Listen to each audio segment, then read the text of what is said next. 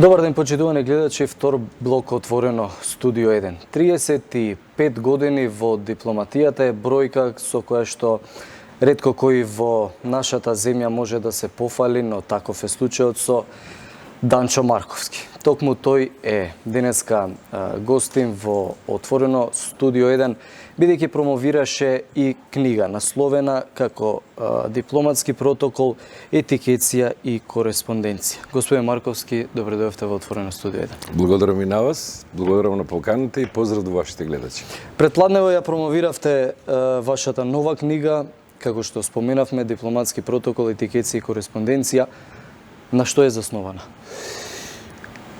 Кратко, се обидов да направам систематизиран прирачник или учебник, ако сакате, во кој што се содржани сите елементи од дипломатскиот протокол, нешто што изминатите години од самиот момент на нашето осамостојување требаше да го направиме, а го немавме, и ова е една потреба која што не се однесува само за Министерството за надворешни работи, односно за мојата куќа, него има потреба и кај останатите органи од управата, останатите министерства, сигурно и кај локалната самоуправа, односно кон сите оние кои што имаат некаква соработка или некакви врски со надворешниот свет. Токму тоа. И тука беше да се даде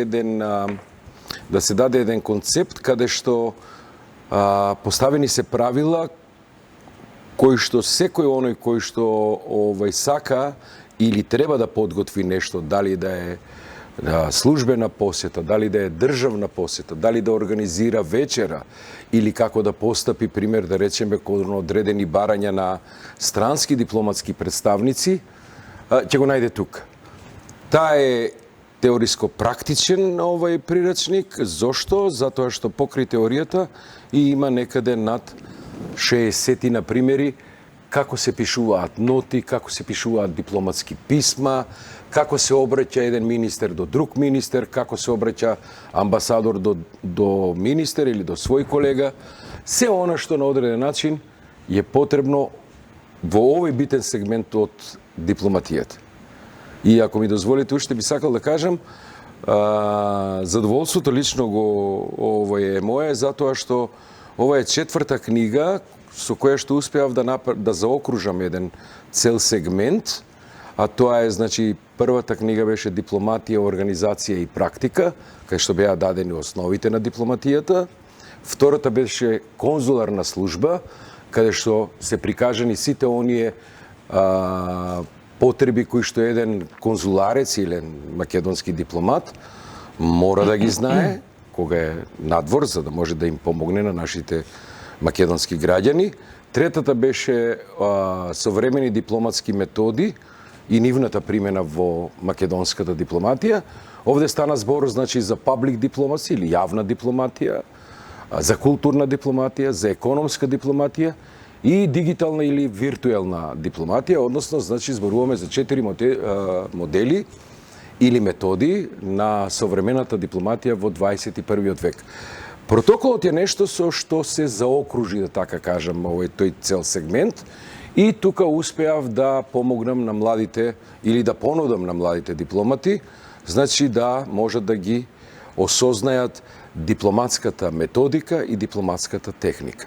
Знаете, ако сте без познавање на овие работи, јас денеска си дадов за слобода да кажам и стојам за тоа, ќе имате многу заскитани луѓе во дипломатијата. За жал, во изминатите години, многу беше голем бројот на тие заскитани луѓе во дипломатијата. Ќе се навратиме и на тоа прашање за минатите неколку години. Дали сето ова што е напишано во вашата книга произлегува од вашето лично искуство низ годините наназад? Дефинитивно, значи тоа е не станува збор само за моje искуство, меѓутоа таа, како што реков, значи има и теорија, значи врз основа на светска, да кажам, литература, она што ние мора да го прифатиме, што постои како меѓународен обичај, Меѓутоа, интенцијата е тука да ставиме и нешто што мислам дека е потребно, а тоа се одредени македонски карактеристики.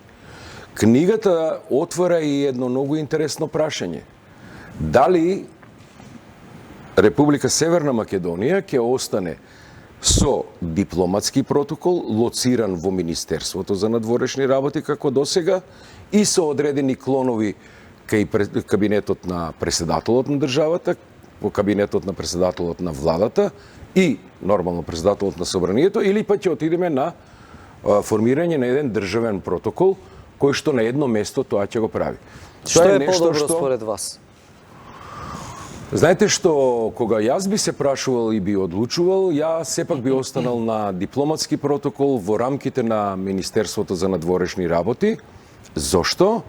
Затоа што Министерството за надворешни работи е многу понавлезено не со знаење, него во сознанијата при подготовки на посети, државни, службени, работни и така натака, односно комуникацијата со дипломатско-конзуларните представништва, амбасади, конзулати и така натака, му дава една предност.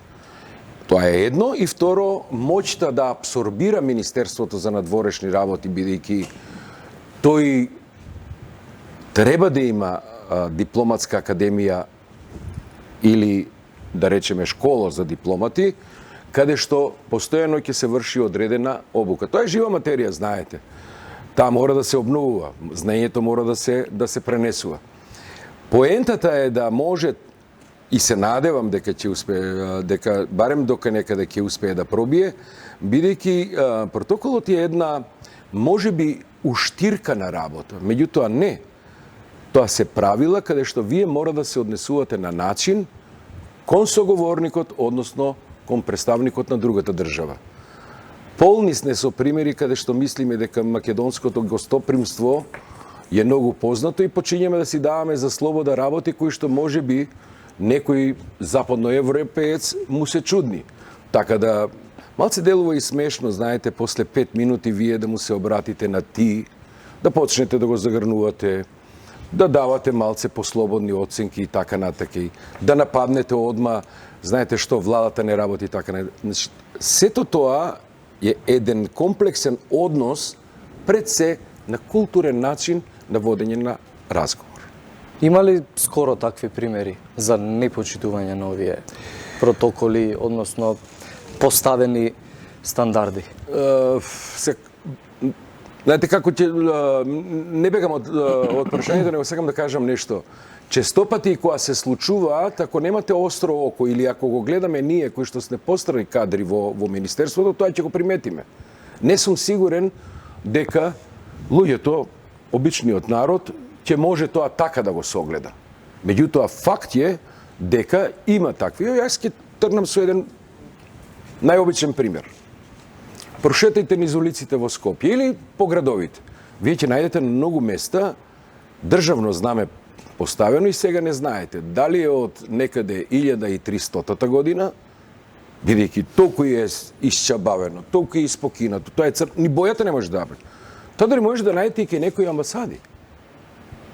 Значи, се е нешто што треба да се мора води сметка. Да се внимава и на најмалиот. Јас се сеќавам, дали при моето службување во Хрватска или сега за овој период краток што бев во Тирана, значи, се знае, знамето може да стои максимум 3 месеца. И најчист градот да е, вие треба после да го промените. Не можете да оставите таблата пред зградата, и тоа е дел од протоколот. И да не може едва и човекот да ја прочита. Да не зборувам внатре во самиот однос, во пристапот и нормално самата колегијалност кон луѓето. Што значи тоа? Знаете, викате дали се сеќавам. Па еве да ве потсетам за нешто. Ние имаме случаеви на учество на премиер на држава, кој што знаеше да закасни и по 30 минути. Што мислите, какви се реакциите кај домаќинот, односно кај тој што треба да биде примен или да го прими? А и ние како новинари често пати сме го почувствували на своја кожа. Дефинитивно, јас се сеќавам еднаш и јас тоа и го поздравив. Каснењето резултираше со оставање на камерите на земја. Ако некој е дојден, токму и овде пишува и за тоа, ако сме закажале во 15 часот, Тогаш мислам дека и едниот и другиот треба да го почитуваме времето. Особено ако имате работа со државници, бидејќи ако е во 15 часот, тоа значи дека после 30 минути следи друга средба. Времето во протоколот сега, пошто случајно го начнавме, исто значи многу. Знаете, ако ви закажат во 3:15, пример да речеме, тоа значи дека треба да бидете пократки на средбата. Ако е во 15 часот, тогаш значи е оставен поголем простор кој што може да трае и 30 и 45 минути и 1 час и така натаму. Значи сепак има пораки скриени. Се тие пораки кои што даваат. Знаете, дипломатијата не е од вчера. За дипломатијата ние може да читаме уште, нели, во античко време, старите царства и така натака. Меѓутоа, успевала полека да се надградува. Да, точно, живееме сега во 21 век, кои што доста работи се може би и симплифицирани, но она што значи привилегии, имунитети, пресеанс, сето тоа останува, затоа што тука останува една многу битна работа.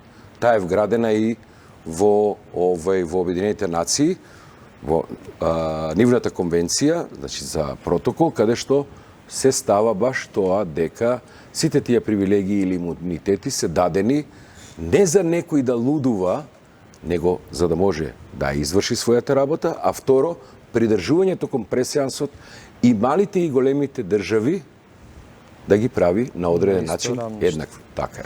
Споменавте дека не само во Министерството за надворешни работи овој прирачник ќе може да го користат и останатите институции и локалните власти. Дали тоа значи дека во годините наназад не била оваа материја стандардизирана? Па да, можем тоа да го речем отворено, не беше стандардизирана.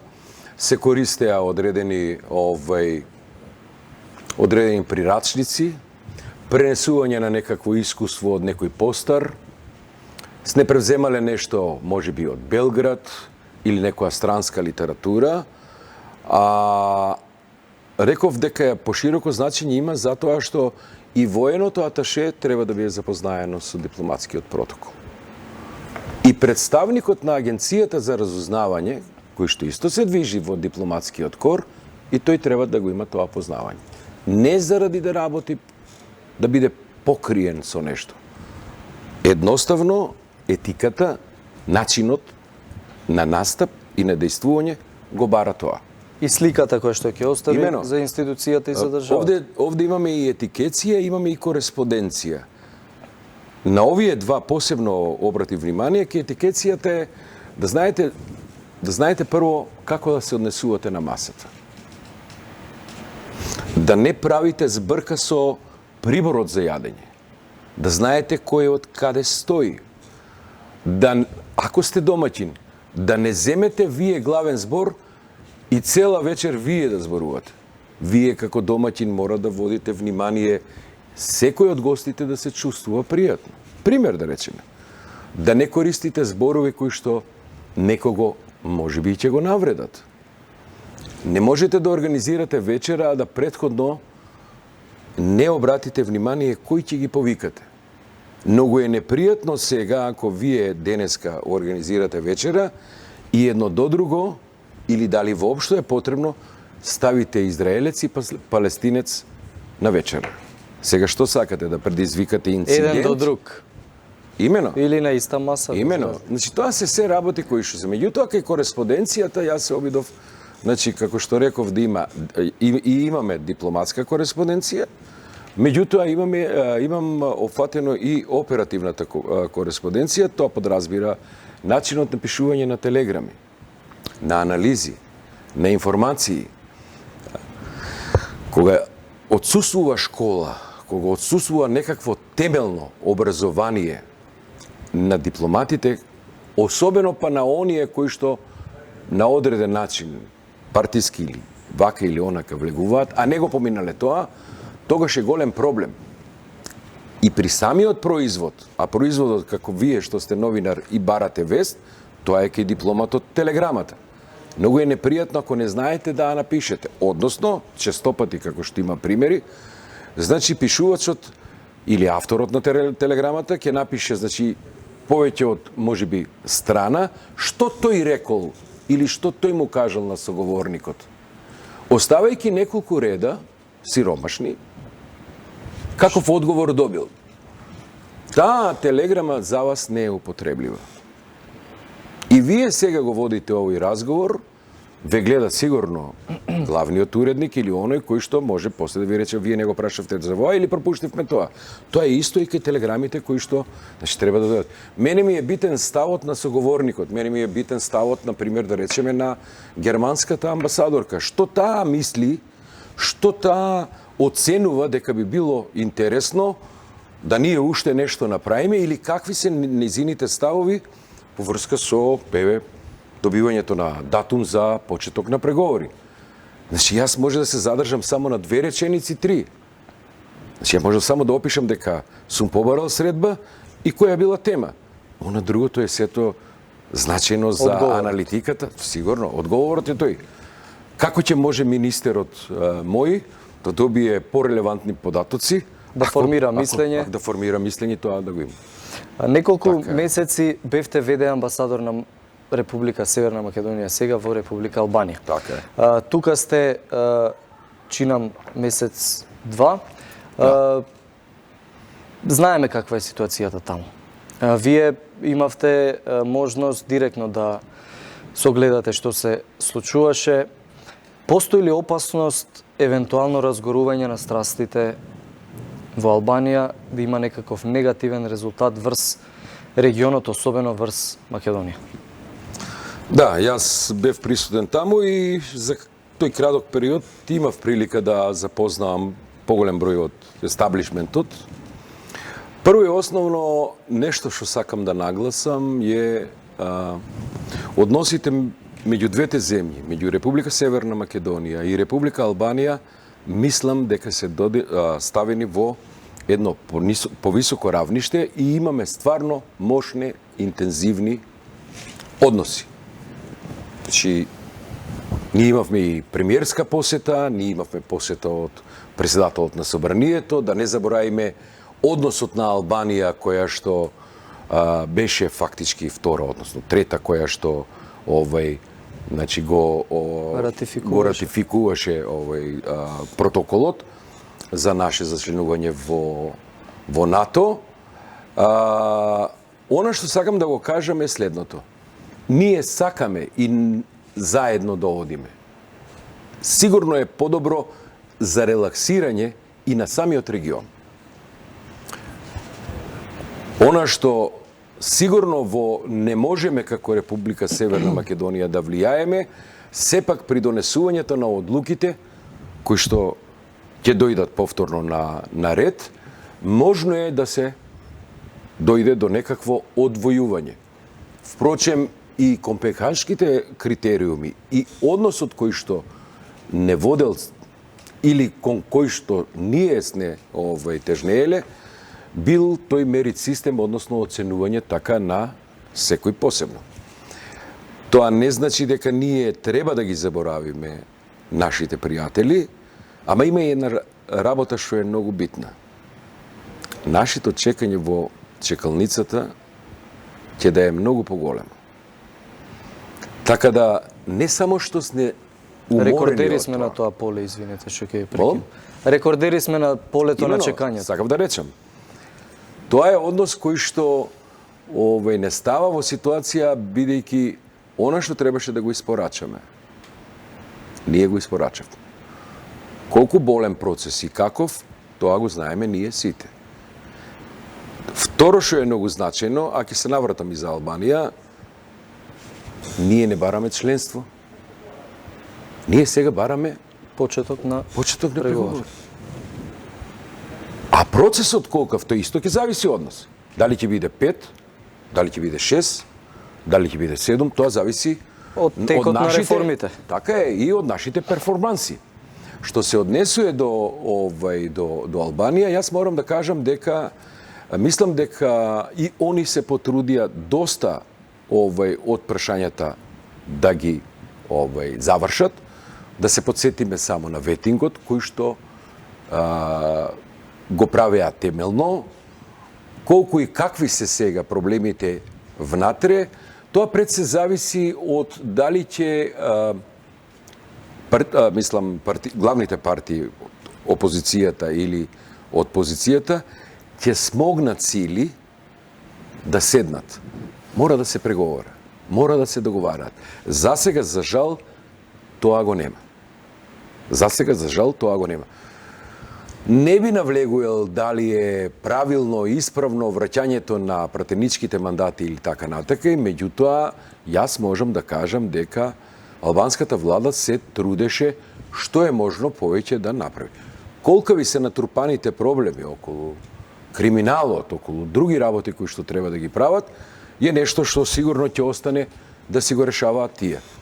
Ние не посакуваме некакво сценарио, дали би можело, беше дел од прашањето ваше, да нешто се пренесе и тука, би биле необјективни да речеме дека нема да има никакво влијание, затоа што ние знаеме дека овде исто така имаме една значајна заедница на наши граѓани. Да, тука е и Косово, кое што исто така е на одреден начин разочарано заради визната либерализација. Меѓутоа, ја мислам лично дека Европската Унија и европските лидери ќе смогнат сила, доколку пледираат да бидат еден од главните играчи во меѓународните односи, да ја видат оваа слика, и не зборувам сега за некаков си отрцан или изветвен израз стап и морков, не. Конкретно да застанат за она што значи прогрес, за она што значи интерес на овие земји од Западен Балкан да продолжат во својата интеграција кон Европската Унија. Не е тоа воопшто многу, а мислам дека за целиот европски континент значи многу. Го споменавте, ја споменавте албанската заедница во Македонија, меѓутоа не е мал бројот и на македонци во Албанија. Да, сигурно. Голо Брдо, Пустец и ред други општини по пограничната линија. Пред многу краток период за прв пат и Васил Стериовски, македонец, влезе во парламентот во Албанија. Имате ли комуникација со тие граѓани? Дали во периодот за вашето службување како ВД амбасадор имале комуникација? Знаете, не можете да бидете успешен амбасадор или шеф на представништво ако не излезете од канцеларијата и не поминете барем 4-5 дена во месецот онаму каде што се твоите сонародници. Да, самото доваѓање, сигурно беше Пустец, што од прилика се почна. Жал ми е што наидов на една пасивизираност во работата на амбасадата, меѓутоа тоа не ме обесхрабри, што за тој краток временски период требаше да се направи, па се направи следното. Прво, голема благодарност и од ова место до Институтот за македонски јазик, особено директорката, кој што на моја молба дојдоа, односно она лично и уште 3 професорки, и одржавме семинар по македонски јазик за сите наставници од средно и од основно училиште, цела Мала Преспа и Долна Горица, нешто што со години нешто не било направено, и тоа каде што имаше синтакса, морфологија, се она што представува за нивна работа.